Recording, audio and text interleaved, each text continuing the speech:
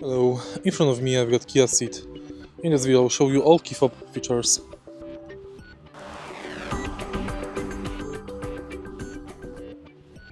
In the beginning, let's start with simple lock and unlock. Press middle button to unlock and top button to lock. Now, if you want to unlock only boot while the car is locked, press and hold bottom button.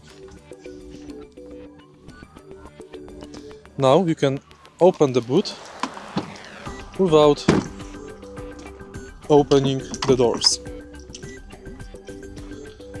In the end, let's check if this car has global windows opening. To check it, press and hold unlock button while the car is locked.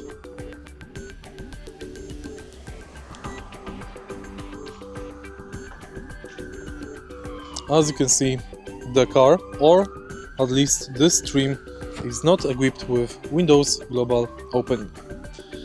If you find this video helpful, please leave like, comment and subscribe.